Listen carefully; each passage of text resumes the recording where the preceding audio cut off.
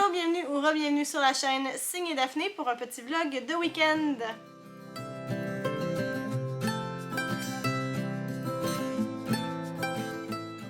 Bonjour tout le monde, j'espère que vous allez bien. On est vendredi le 29 juillet, il est 13h. Je viens de terminer plusieurs trucs. Là. Je travaillais ce matin, j'ai des trucs à rattraper là, au travail. Alors les vendredis avant midi, je travaille pour l'été. Et puis là, il me reste des choses à faire pour cet après-midi, mais j'ai pensé commencer tout de suite ce petit vlog pour pouvoir vous amener avec moi, prendre des petites images et tout. Alors dans ce vlog, je prévois évidemment vous parler de mes dernières lectures pour le défi l'été en série qui est organisé par Totalie Brune. Je vais aussi répondre à un petit tag et je vais vous montrer l'organisation de mon bullet journal pour le mois d'août. Alors je vais mettre les timestamps, alors si jamais vous préférez aller voir une section plus qu'une autre, surtout n'hésitez pas à y aller. Tout ça est écrit dans la barre d'infos juste en bas, ainsi que toutes les informations sur les livres que je vais mentionner, sur le matériel dont je parle et les informations pour venir me rejoindre sur les réseaux sociaux si le cœur vous en dit. Et j'en profite pour vous demander de vous abonner si c'est pas encore fait. Donc voilà, commençons cette fin de semaine. Je vous amène avec moi, puis on va laisser aussi de la place à des surprises. À tout de suite!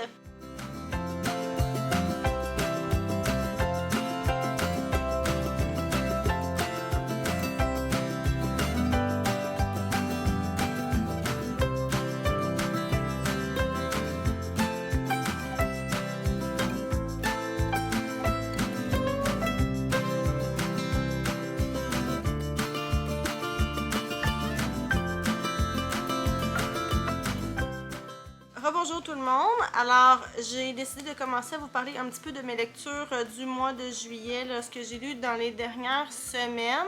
Je sais pas si je vais le faire d'un bloc parce que j'ai quand même plusieurs livres dont je veux vous parler. Alors, ça se peut que ce soit entrecoupé là, avec des petits moments zen, du petit B-roll. En juillet, si vous vous en rappelez pas, je participe au défi l'été en série qui est organisé par Totalie Brune. Je vous mets le lien vers sa vidéo et les informations de ce défi dans la barre d'infos juste en bas. C'est un défi auquel prennent part aussi Cindy Landes et Sylvain Desmenti. C'est eux qui m'ont en fait donné envie d'y participer à mon tour. Puis c'est pas très compliqué. Le but, c'est de lire des séries pendant l'été. Donc j'ai essayé de me concentrer là-dessus dans les dernières semaines. Mais évidemment, le premier livre dont je vais vous parler, c'est même pas une série. C'est que j'avais emprunté ce livre-là d'une autre bibliothèque. Il fallait que je le rende. C'est une toute petite BD qui s'appelle Book Love de Debbie Tongue. J'espère que je dis son nom comme il faut. Ça a été publié en 2019 chez Andrews McMill Publishing. Je crois pas qu'il y ait de traduction française pour l'instant. Comme je l'ai dit tout à l'heure, c'est une toute petite BD, là, une centaine de pages tout au plus, qui est aussi petite en format. Puis ce sont vraiment des tranches de vie, des moments que peuvent vivre tous les grands lecteurs, les grandes lectrices, les espèces de nerds, là, ces gens que nous sommes, que je suis. Peut-être que vous êtes aussi de cette gang-là si vous écoutez des vidéos de Booktube et Booktube Québec. Mais ces gens qui traînent toujours un livre avec eux, qui adorent les livres, qui aiment lire. Donc c'est rassemblé dans cette petite BD toute charmante, plein, comme je vous dis, de tranches de vie, de scènes. Les dessins sont sympathiques, en noir et blanc, rien de compliqué, c'est très simple. C'est léger, c'est amusant, c'est très relatable. Je me suis reconnue à plusieurs reprises. J'ai passé un excellent moment. Alors j'ai donné 4 étoiles et si vous avez envie de quelque chose de pas compliqué qui va vous faire sourire, je vous le conseille fortement. Ensuite, c'est là que j'ai vraiment plongé dans le défi l'été en série. J'ai commencé une série qui m'avait été recommandée par Sylvain Desmenti, Virgin River. J'ai lu le premier tome. Sylvain m'a dit, il en avait parlé aussi à Karine de mon coin lecture, il m'a dit « Ah Daphné, quand je lis ça, on me dirait que ça me fait vraiment penser à toi, ça se passe dans une petite ville, un petit village. Lis ça, je pense que tu vas aimer. » Alors évidemment, je suis sautée sur l'occasion parce que moi, on me dit petit village, petite ville, ben j'ai envie de lire, là, ça fait vraiment partie de mes tropes préférés. Dans ce roman-là, on va suivre Mel Monroe, qui est une infirmière praticienne spécialisée en obstétrique qui va quitter Los Angeles et sa violence parce qu'elle vit un deuil et elle va aller s'installer dans la toute petite ville, on peut même pas dire une ville, on dirait un village, un tout petit village, celui de Virgin River, parce qu'elle a vu une annonce là, comme quoi il cherchait quelqu'un pour aider le médecin. Mais surprise, en arrivant là-bas, la réalité est pas du tout comme ce qui avait été annoncé. La petite maison où elle elle doit habiter est en fait un taudis qui est en train d'être démoli, là, quasiment, là, de s'effondrer. Et le médecin, un vieux bougon, veut rien savoir d'elle. Alors Mel se dit, bon ben je reste pas ici, mais là, surprise, un bébé est déposé sur le perron de la clinique. Alors elle se dit, je vais rester au moins pour essayer de trouver à qui est ce bébé ou au moins l'aider. Et parallèlement à ça, il y a une grosse partie qui est une romance avec Jack, qui est le propriétaire du seul resto-bar du village, qui va lui donner un coup de main, puis il y a quelque chose qui se développe évidemment entre les deux. Donc cette lecture-là, c'était une lecture commune avec Karine, comme je l'ai dit tout à l'heure. J'avais vraiment envie de quelque chose de doux, puis j'ai beaucoup aimé le début. J'ai aimé la portion où Mel va s'installer à Virgin River, où elle découvre l'endroit, où elle est face à des choses qu'elle ne connaît pas, elle est hors de sa zone de confort. Il faut qu'elle apprenne à faire sa place, il faut qu'elle vive son deuil. Ça, je trouvais ça vraiment intéressant.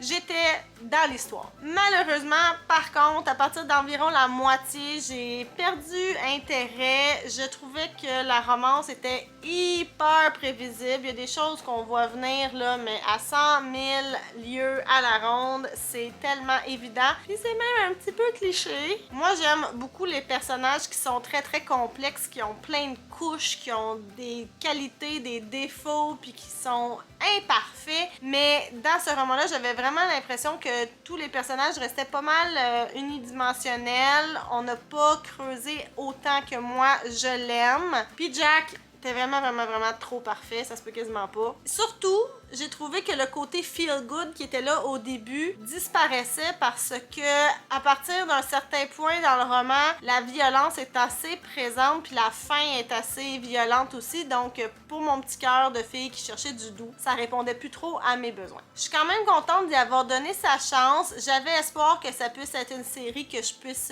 lire et découvrir au fil des mois. Malheureusement, ce sera pas le cas. Je pense pas que j'aime assez cet univers-là, très américain, et le style de l'autrice pour vouloir lire la suite. J'ai d'autres séries doudou là, que j'ai commencé que je préfère, mais quand même je suis heureuse d'avoir découvert ça puis d'avoir partagé une lecture en commun avec Karine et Sylvain. On a eu bien du plaisir dans nos conversations ensemble sur les réseaux sociaux. Ensuite, j'ai lu en version audio The Long Road to Mercy de David Baldacci, je sais pas, Monsieur Balda quelque chose, excusez-moi si je l'ai pas dit comme il faut. Ça a été publié en 2018 chez Grand Central Publishing. En audio, c'était la version de Hachette Audio que j'ai écoutée. Et pour l'instant, j'ai pas vu de traduction française, mais ça se peut que je me trompe. C'est aussi le premier tome d'une série. Pour l'instant, il y a 6 livres qui sont parus, si je me trompe pas. Probablement que d'autres sont prévus parce que l'auteur est assez prolifique. Et dans cette série-là, dans ce roman-là, on va suivre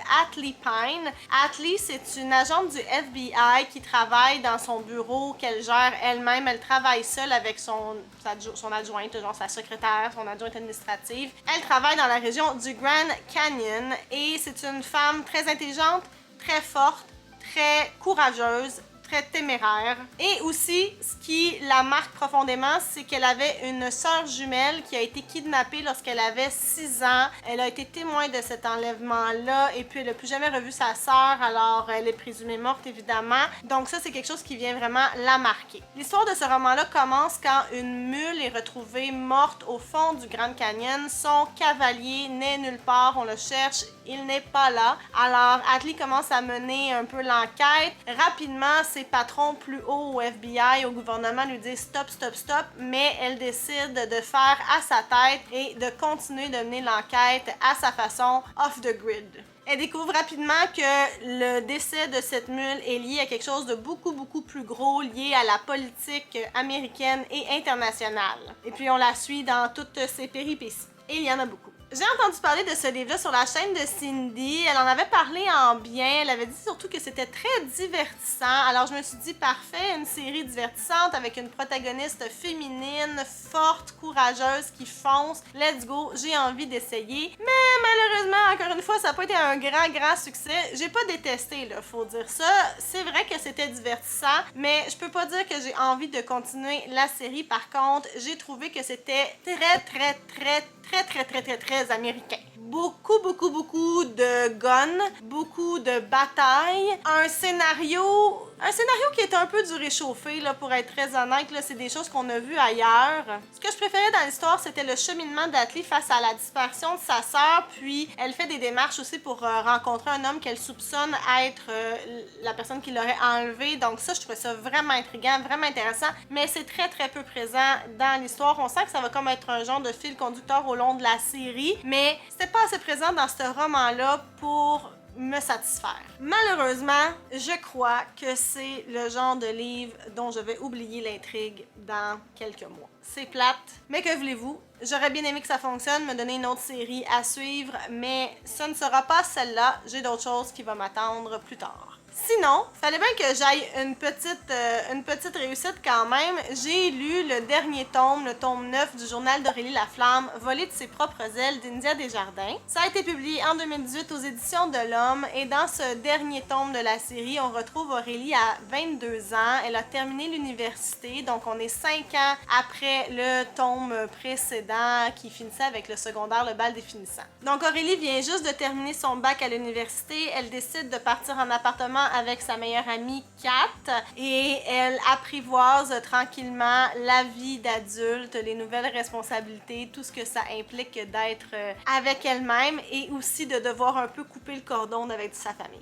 En plus de devoir gérer sa vie professionnelle. Honnêtement, il n'y a rien d'extraordinaire dans ce roman-là, mais j'étais vraiment heureuse de retrouver Aurélie avec toute sa folie, ses insécurités, son monologue intérieur tellement sympathique. Ça se lit vraiment bien, l'écriture d'India Desjardins est vivante. C'était vraiment chouette de voir Aurélie grandir, je me revoyais à son âge avec mon premier appartement quand j'ai fini l'université aussi. Je me rappelais comment je me sentais, ce que j'ai pu voir, ça m'a rappelé des petits souvenirs. C'était une bonne petite lecture, sans prétention, j'ai donné 3 étoiles et surtout, on peut dire hurrah parce que ça veut dire que j'ai terminé une série. Pouvez-vous croire, ça m'a pris je sais pas combien d'années finir cette série-là, le journal d'Aurélie Laflamme, mais c'est fait. Je les ai tous lus, alors je suis très fière de ça. Donc là, il me reste 2 livres dont je vais vous parler, mais je pense que je vais le faire un petit peu plus tard parce que, justement, je vais aller lire un petit peu pour continuer cette trilogie dont j'ai lu 2 livres jusqu'à présent, puis je suis maintenant dans le 3e, fait que ça ferait une autre série de finie là, pour mon défi d'été en série. Alors, je vais aller faire ça, puis je vous en reparle probablement plus tard. À tantôt!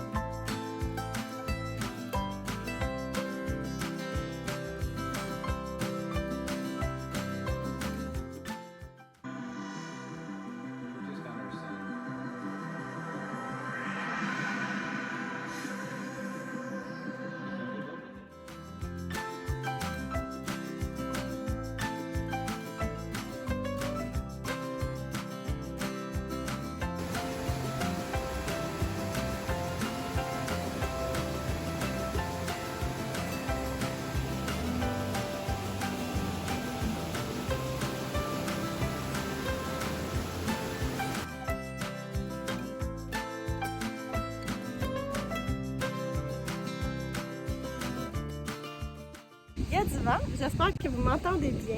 Donc, on est samedi le 30 juillet, il est presque midi. Aujourd'hui, Alex et moi, on est en compagnie de Dali, qui est sa filleule. Pour la journée, elle va faire dodo chez nous. Alors, on avait prévu de faire des petites activités avec elle. Donc, ce matin, on est retourné au parc des Chutes Mont-à-Peine. Ben oui, pas comme si on faisait ça tout le temps, mais là, ça fait 2 vlogs d'affilée que c'est ça que vous voyez. Ben voilà, pourtant, genre, c'est pas très fréquent qu'on y va, mais là, c'est juste ça donne de même. Donc, on a dîné là-bas, puis là, on s'en vient prendre une super bonne crème glacée à la Côte à Jolie, qui est une érablière là, à côté de chez nous. Leurs crèmes glacées sont exquises, faites avec de l'érable qui ramassent eux-mêmes, puis des fruits de saison avec des coulis, des compotes et tout. C'est franchement délicieux. Alors, on va faire ça, puis après ça, on s'en va visiter la maison Louis Cyr pour la première fois. Louis Cyr, qui est quand même une figure très connue de Saint-Jean-de-Matha. Et on n'est jamais allé à la maison Louis Cyr, alors on fait ça aujourd'hui.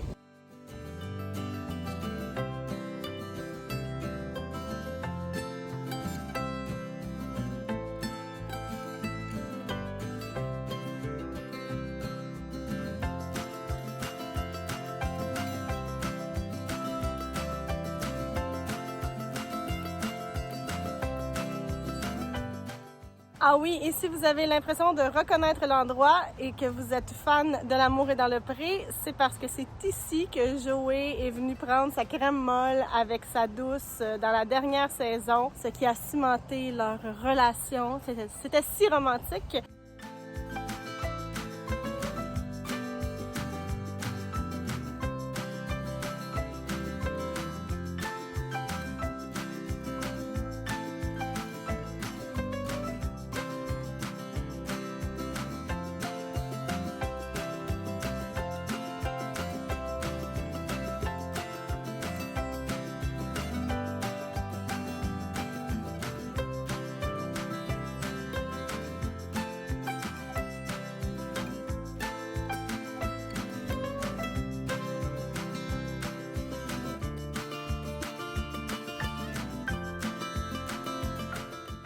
Bonjour, on est maintenant dimanche 31 juillet, dernière journée du mois. Il est 2 heures de l'après-midi. Notre petite pensionnaire pour la nuit a quitté là, il y a quelques minutes avec Alexandre. Hier, on a passé vraiment une belle journée. C'était super chouette d'aller aux chutes avec elle. Ensuite, on est allé prendre notre crème glacée. Et puis, surtout, on a visité la maison de Louis Cyr qu'on n'avait jamais encore visité, même si on habite à Saint-Jean-de-Mata depuis maintenant 5 ans passés. Et honnêtement, là, j'ai vraiment adoré ça. Je vous ai pris des images et j'ai trouvé que c'était super complet comme exposition, super intéressant. Le guide qui était là puis qui faisait la visite, là, il nous expliquait plein de trucs vraiment passionnants. Et en plus, il y avait des casques de réalité virtuelle. Là. Je trouvais que ça donnait vraiment un genre de petit oomph de plus à la visite. Honnêtement, je le recommande à tout le monde. Allez faire un tour à la maison Louis Cyr, ça vaut la peine. Je voulais finir de vous parler de mes dernières lectures pour le défi l'été en série. En fait, là, je suis en train de terminer une trilogie qui s'appelle In the Garden de Nora Roberts. En français, je pense que c'est Le parfum des fleurs. Donc, le premier tome, c'est Blue Dahlia. Ensuite, on a Black Rose. Et puis là, en ce moment, je suis dans Red Lily. Alors, je le dis souvent, moi, Nora Roberts, c'est celle qui est capable de me faire aimer le kitten et la romance. Je l'aime beaucoup. J'aime sa façon d'amener ses histoires. J'aime les personnages qu'elle développe. C'est une autrice qui nous amène souvent des trilogies qui vont suivre 3 femmes différentes, qui sont reliées pour une raison ou une autre. Et dans cette trilogie-là, ça fait pas exception. On va suivre 3 protagonistes. Alors, chacun des tomes en suit une en particulier. Dans le premier tome, qui est Blue Dahlia, qui a été publié en 2004 chez Penguin et qui a été traduit sous le titre Dahlia Bleu chez J'ai lu, on suit d'abord Stella. Stella, c'est une jeune veuve. Elle est mère de 2 jeunes garçons et elle va décider de quitter là, où elle habite pour revenir au Tennessee, là où elle est née. Elle n'a pas grandi là. Ça fait longtemps qu'elle n'y est pas venue, mais elle retourne au Tennessee, là où son père et sa belle-mère habitent. Et puis, elle va se faire embaucher par Rosalind Harper, que tout le monde appelle Rose, dans un centre de jardin qui s'appelle In the Garden. Elle devient la gérante de cet endroit et aussi elle va aménager dans l'espèce de manoir familial des Harper en attendant là, de se trouver quelque chose. Et là, le petit côté paranormal que Nora Roberts aime souvent inclure dans ses histoires, c'est que le manoir Harper, il est hanté. On l'appelle la Harper Bride, on la mariée des Harper, une femme qui chante des chansons aux petits-enfants qui sont dans la maison et qui semble avoir une haine particulière envers les hommes et comment ils peuvent traiter les femmes.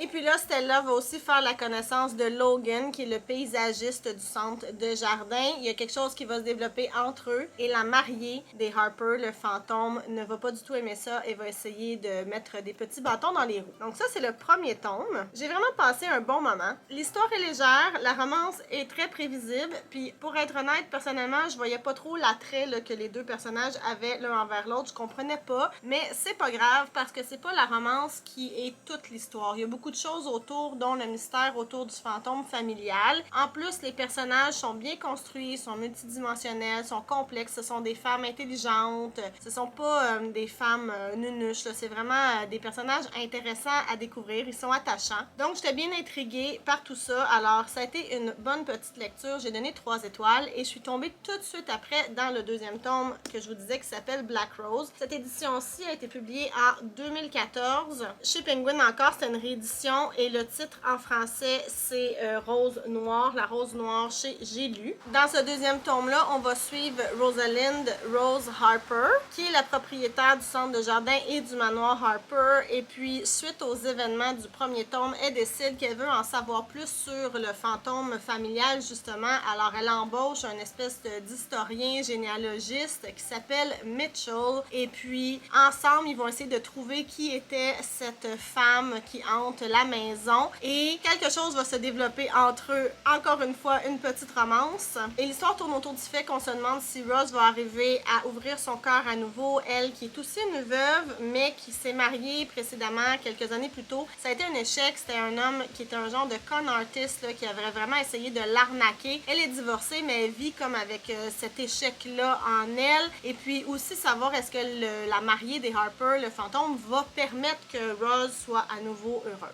J'ai trouvé que le personnage de Rosalind était moins attachant que Stella. Par contre, j'ai beaucoup plus aimé son love interest. Et j'ai quand même eu énormément d'empathie pour tout ce qu'elle vivait, tous les obstacles qui étaient mis sur sa route. Et ce mot t'as dit Bryce, le con artiste en question, maudit que je l'haïssais. Encore une fois, j'étais plus ou moins investie dans la romance parce que c'est pas l'aspect de la série qui m'attire le plus. Moi, ce qui m'intéresse le plus, c'est vraiment l'intrigue au niveau du fantôme. Ça progresse un peu. On en découvre un peu plus sur qui était cette femme. J'ai bien aimé. J'ai donné 3 étoiles. Puis là, le mystère, c'est ça. Ça progresse, mais peut-être un peu lentement à mon goût. J'ai vraiment envie de savoir comment tout ça va se résoudre. Alors, je suis tout de suite plongée dans le 3e tome qui s'appelle Red Lily. Donc, j'imagine en français, l'édition, ça doit être le Lys Rouge. Je suis présentement rendue à la page 196 de mon édition là, qui date de quelle année? De 2005. Et puis, jusqu'à maintenant, ça se passe bien. On suit la 3e protagoniste, donc le 3e personnage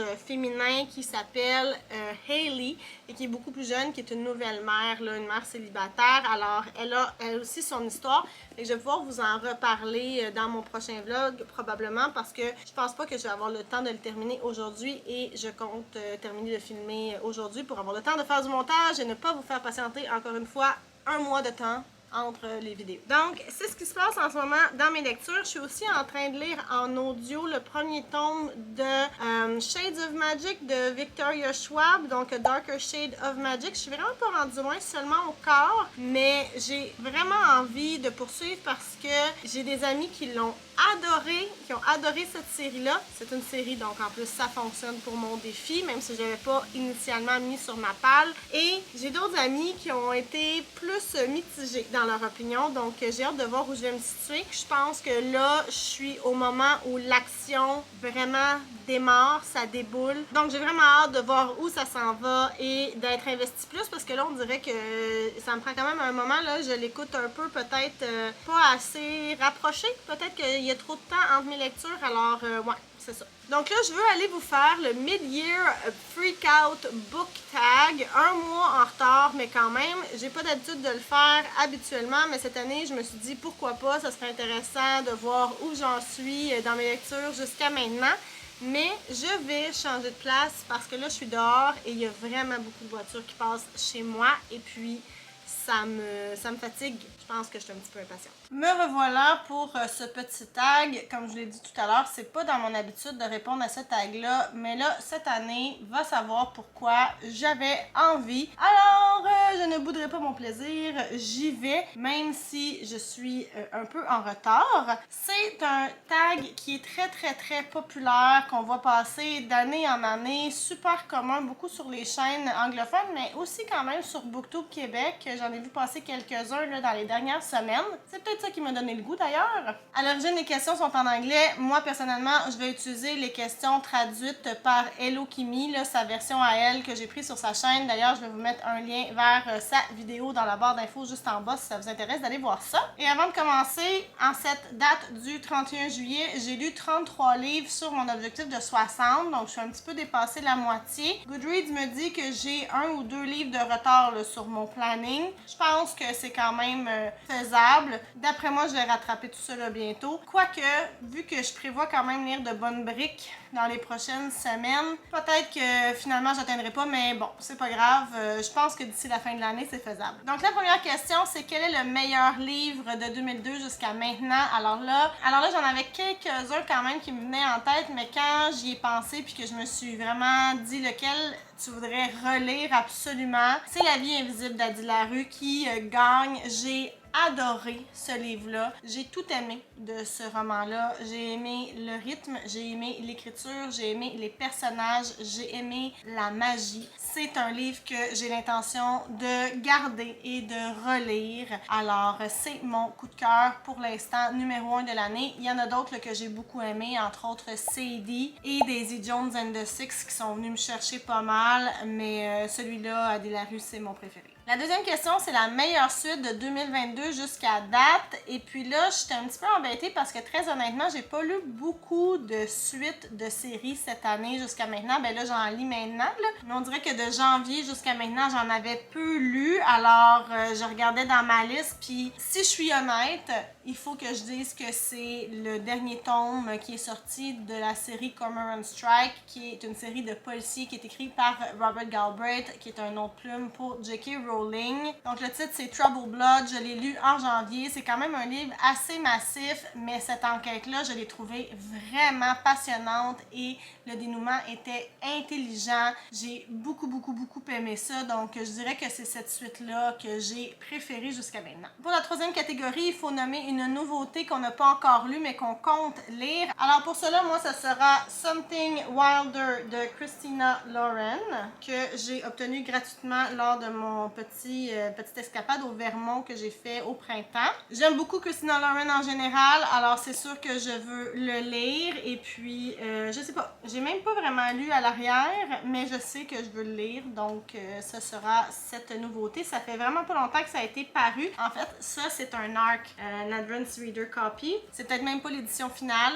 mais je suis vraiment contente d'avoir mis la main là-dessus et c'est sûr que je vais le lire bientôt, d'ici la fin de l'année, idéalement. Pour la catégorie 4, il faut nommer la nouveauté la plus attendue pour la deuxième moitié de l'année. Et là encore, il s'agit du prochain Robert Galbraith, donc le 6e tome de la série Cormoran Strike va sortir à la fin du mois d'août. Il s'appelle The Ink Black Heart. Et comme j'aime toujours tant ces romans policiers, ces romans d'enquête, c'est certain que j'ai très hâte qu'ils sortent et j'ai très hâte de le lire. Ce sont d'excellents romans. La 5e question, la plus grosse déception. Alors là, il a fallu que j'y pense parce que j'en ai quand même eu quelques-unes des déceptions, mais ma plus grosse, faut que je sois honnête, c'est Demain les chats de Bernard Werber. Vous l'avez vu dans mon dernier vlog. C'est pas mêlant, j'ai abandonné ce roman-là parce que au bout de à peu près une centaine de pages, si ma mémoire est bonne, un événement est arrivé qui m'a fait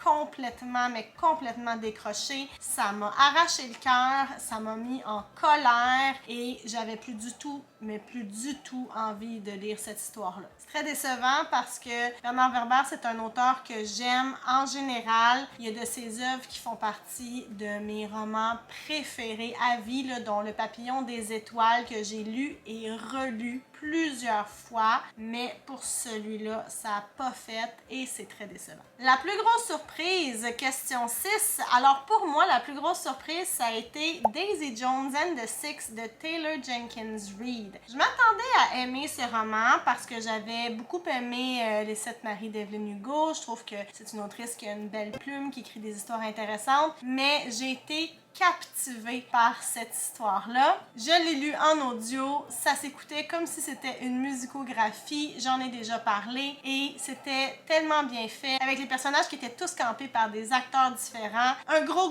coup de cœur, j'ai adoré. Pour la question 7, il faut nommer un nouvel auteur ou une nouvelle autrice préférée, alors c'est sans surprise que je vous nommerai Taylor Jenkins Reid. J'ai pas découvert tant de nouveaux auteurs cette année non plus, j'ai relu beaucoup d'auteurs que je connaissais déjà, mais elle fait partie de ceux que j'ai lus qui sont nouveaux dans ma vie. J'en ai quand même lu 2 d'elles back à back. J'aurais pu aussi nommer Victoria Schwab, mais j'en ai lu juste un à date. Fait que je suis comme pas assez solide là, pour me dire oui, c'est une autrice préférée. Alors ce sera Taylor. Et j'ai très hâte de lire les autres livres. Là. Malibu Rising et tout le kit, là, je les vois passer. Fait que c'est certain que je vais lire ça dans un avenir assez rapproché. Pour la question 8, il faut nommer notre nouveau crush fictif. Alors moi, j'en ai pas. J'ai pas ça, moi, des book boyfriends. Peut-être quand j'étais plus jeune, j'en avais. Maintenant, j'ai plus comme des TV boyfriends ou des movie boyfriends. Mais des book boyfriends, pas tant, honnêtement. Alors, je vais passer cette question-là. Mais si vous en avez un, venez me dire dans les commentaires. Par contre, je peux répondre à la question 9, qui est notre nouveau personnage préféré, en disant Adi Larue. Je sais que je me répète, là, mais j'ai tellement aimé ce livre et j'ai tellement aimé ce personnage, cette femme qui décide qu'elle ne veut pas suivre le chemin tout tracé pour elle, qui prend des risques, qui est forte, qui surmonte des obstacles, qui est une espèce de philosophe aussi un peu. Ah, je l'aime d'amour. Alors Adi Larue,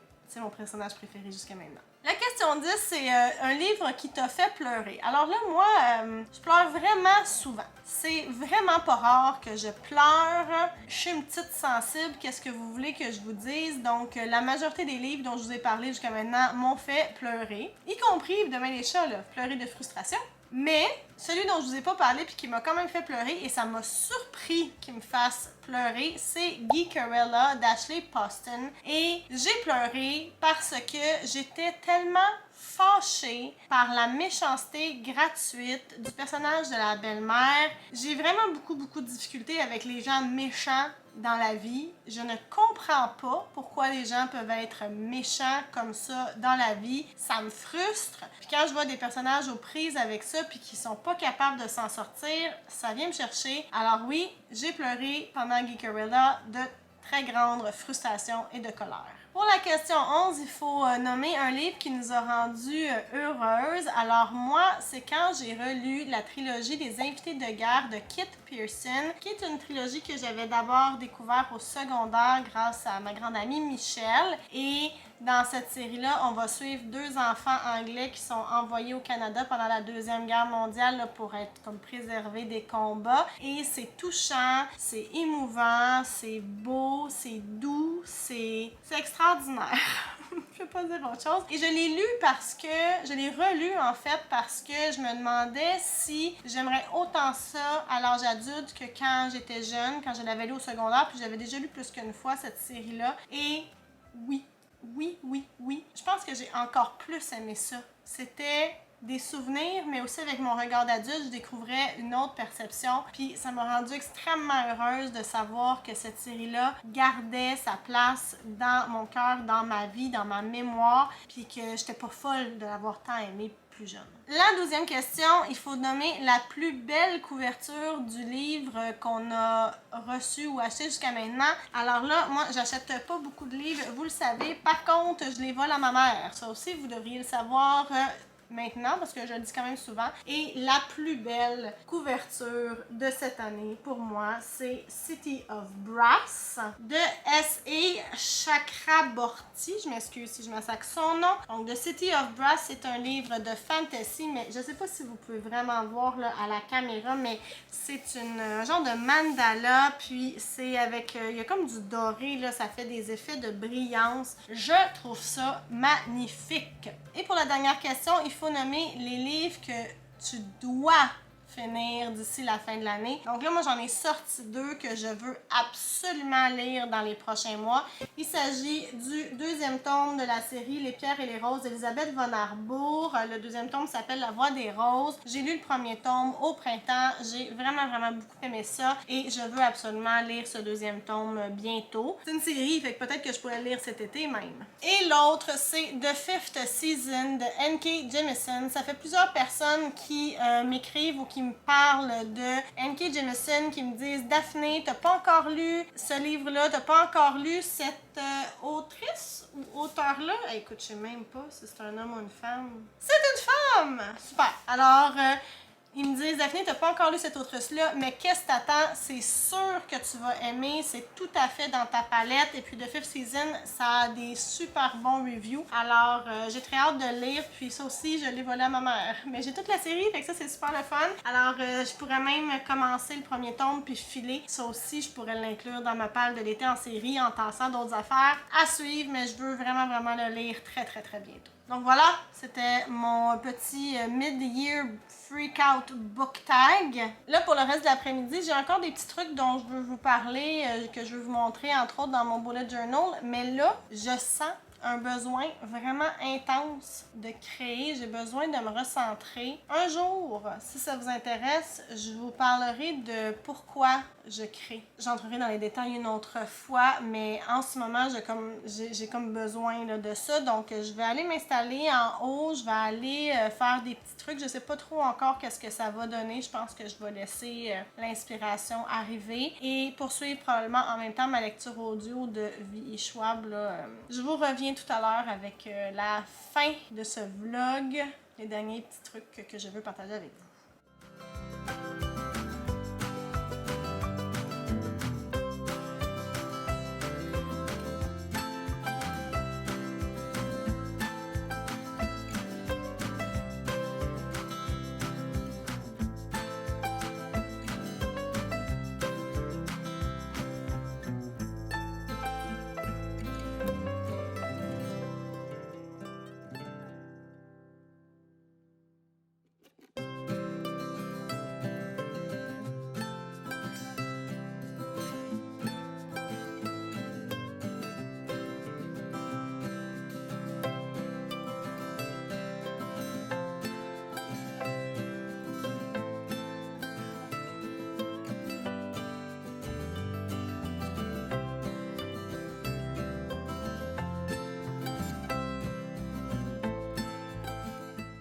Alors, chose promise, chose due, je ne vous montrerai pas mon visage parce que la fatigue est trop intense. Alors, on y va à l'ancienne, à la bonne franquette, comme avant, juste mes mains. Et puis, je voulais vous montrer mon mois d'août dans mon bullet journal.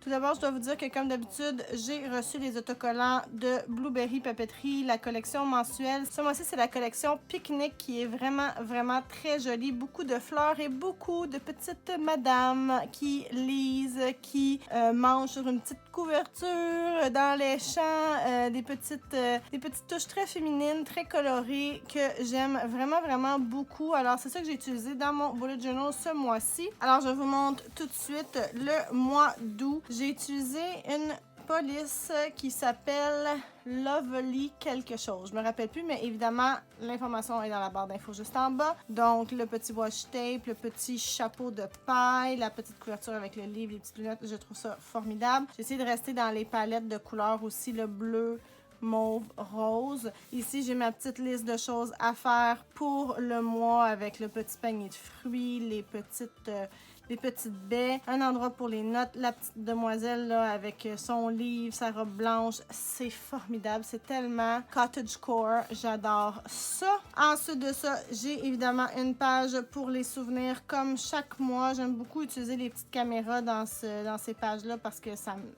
m'évoque le mot souvenir. Une autre petite madame sur une couverte avec son chapeau, des belles petites fleurs, un peu de washi tape. Et de l'autre côté, j'ai une page avec ce mois-ci, ce que je vais lire, regarder, écouter et manger au mois d'août. Alors, j'ai des petites listes là, pour cocher ensuite ce que je vais avoir fait. Et une autre petite madame ici, on a le petit sandwich avec manger. Je tripais, là, je me disais, mon Dieu, c'est thématique. Je regarde avec des lunettes, je mange un sandwich, je lis un livre. Je vous dis, là, c'est le bonheur total, cette collection-là, pour moi. Donc, c'est ce que j'ai fait. Et je voulais aussi vous montrer que j'ai préparé une page pour mon défi l'été en série. Donc, je l'ai fait la semaine passée. J'ai pas filmé le processus, mais je me suis dit que ça serait intéressant quand même de pouvoir noter mes lectures. J'ai vraiment utilisé le matériel de Happy Planner pour ça. Je suis restée dans une vibe très été, donc plein de couleurs, les melons d'eau, les hot dogs, la petite vanne d'été. Puis, j'ai écrit toutes les séries là, dont j'avais parlé dans ma dernière vidéo ou mon avant-dernière vidéo, en tout cas celle où j'annonçais ma palle estivale. Jusqu'à maintenant, vous pouvez voir que j'ai lu Aurélie Laflamme, les 2 premiers tomes de In the Garden. Et puis là, le reste, ça viendra. Mais ça se peut qu'il y ait des changements. En fait, il y a des choses là-dedans que j'ai l'impression que je lirai pas puis je vais faire d'autres choix. Tu sais, j'ai pas là-dedans Long Road to Mercy. J'ai pas non plus là-dedans le premier tome de Virgin River. Et puis, j'ai pas le livre audio, là, le premier tome de Shades of Magic de V.E. Schwab. Donc, c'est pas grave, là. J'ai préparé ça un peu avant de réfléchir à tout ça, là, mais c'est pas grave. C'est beau quand même, puis je peux quand même noter les lectures que je vais faire ici. Donc, il n'y a pas de problème. Donc voilà, c'est sur cette note que ce vlog va se terminer. Je vais vous laisser avec des petites images que j'avais prises il y a quelques semaines. Karine Minier de Mon Coin Lecture est venue passer quelques jours à la maison. J'avais l'intention de vlogger, j'avais commencé à prendre des images, mais finalement, j'ai décidé de profiter du moment. J'ai arrêté de filmer. De toute façon, on faisait honnêtement rien de très palpitant, là. On a écouté la télé pas mal, mais c'était très très chouette de l'avoir à la maison. Donc je vous laisse des petites images souvenirs de sa visite chez moi. Et je vous dis à la prochaine. N'oubliez pas que toutes les informations pour me rejoindre sur les réseaux sociaux se retrouvent dans la barre d'infos juste en bas, ainsi que toutes les informations sur les livres et le matériel que j'utilise et que je mentionne. Je vous remercie énormément d'avoir été là. À bientôt. Bye!